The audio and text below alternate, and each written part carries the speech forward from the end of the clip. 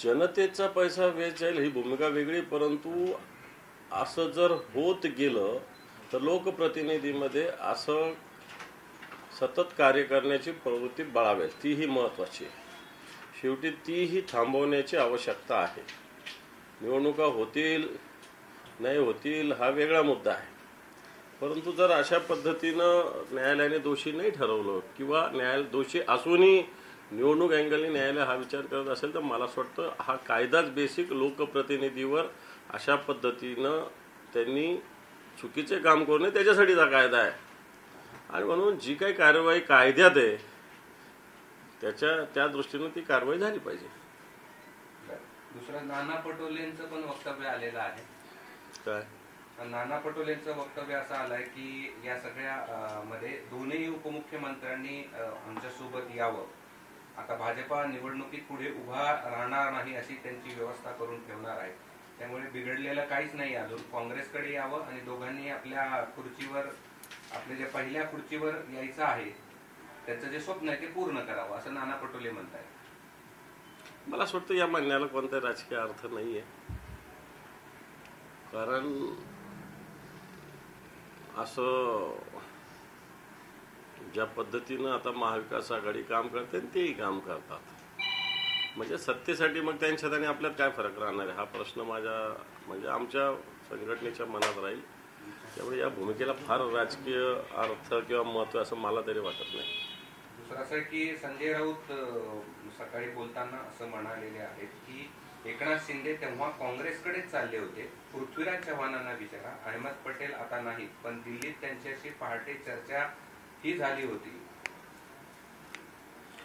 इथं बरेच जण म्हणतात की ज्यावेळेस शिवसेना भाजप एकत्र होती त्या काळातच अशा काही घडामोडी चालू होत्या असं बरेच जण म्हणतात. आता संजय राऊत साहेबांना याच्यातलं जास्त माहिती असेल, मला याच्यातली कमी माहिती आहे, परंतु अशी चर्चा निश्चित होती. एकनाथ शिंदे जाऊ शकत होते काँग्रेसकडे त्यावेळेस असं म्हणत होते लोक, बाकी तर मला डिटेल्स काय माहिती नाही. हलाल आणि झटका मटणाचा विषय परत रंगताना दिसतोय. कारण आता नाशिकमध्ये सर्व खाटीक संघटना पुढे येऊन आम्ही हलालच मटण विकणार असं बोलताना वडेट्टीवार यांनी सांगितलं की हे राणे कुटुंब दाबून हलाल मटण खातानाचे व्हिडिओ तुम्हाला भेटतील. मला काय याच्यातला हलाल आणि दुसरं काय झटका मला याच्यातलं काही जास्त ज्ञान नाहीये. परंतु मला असं वाटतं ज्याला हलाल खायचं किंवा ज्याला झटका, ज्याला जे काही करायचं व्यक्ती स्वातंत्र्य त्याने ते करावं, कोणी काय खावं. आता ते राणे वेडे झाले म्हणून काय आपण वेडं व्हायचं का असं माझं मत आहे. त्यांना काय म्हणायचं म्हणून द्या, जनता जे करायचं ते करत असते, ज्याला जे करायचं ते करावं जनतेने. पण हा वाद पेटवण्याचा विषय आहे. नितेश राणेंना महाराष्ट्रात योगी व्हायचं आहे अशी सुद्धा टीका केली जाते. असं योगी बिगी होत नसतं. भूमिका घेतलं ना, योगींचं कॉन्ट्रीब्युशन काही कमी आहे का? त्यांची एक परंपरा आहे गोरखपूरच्या त्यांच्या गादीची, ती परंपरा चालवत योगी पुढे आलेली आहे. आणि योगी काही आजही समजा योगींना वाटलं आपल्याला खुर्चीवर नाही बसायचं किंवा नाहीच बसायचं झालं तरी जाऊन त्यांच्या गादीवर बसू शकतात. एवढं त्यांचं एक म्हणजे आध्यात्मिक साधना पण आहे.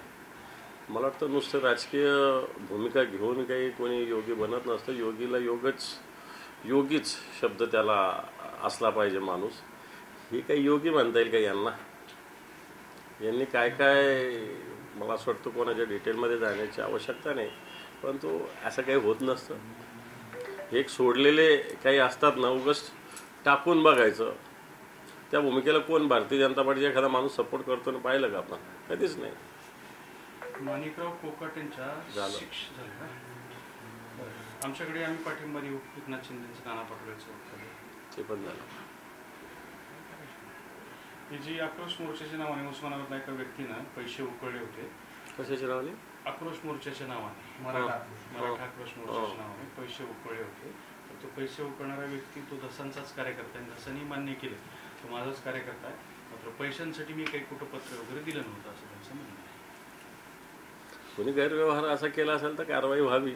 पण मला असं वाटतं असे मोर्चे काढताना, विशेषतः मराठा क्रांती मोर्चाचे मोर्चे निघत असताना मराठा समाजातीलच किंवा अन्य मराठा समाजाला पाठिंबा देणाऱ्या व्यक्तींनी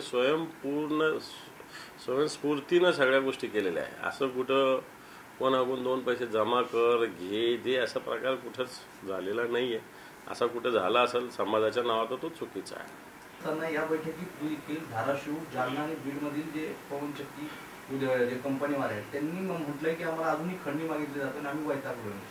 या 3 महिन्यात सरकारने धडा घेतला नाही असं प्रकार नाही. असं खंडणी मागणाऱ्याची तक्रार केली पाहिजे.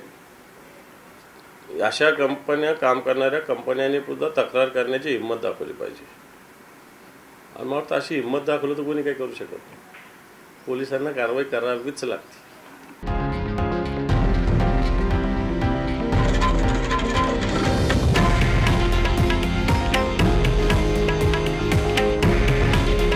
हे आहे देशातील नंबर 1 न्यूज नेटवर्क आणि आपण पाहत आहात TV9 मराठी.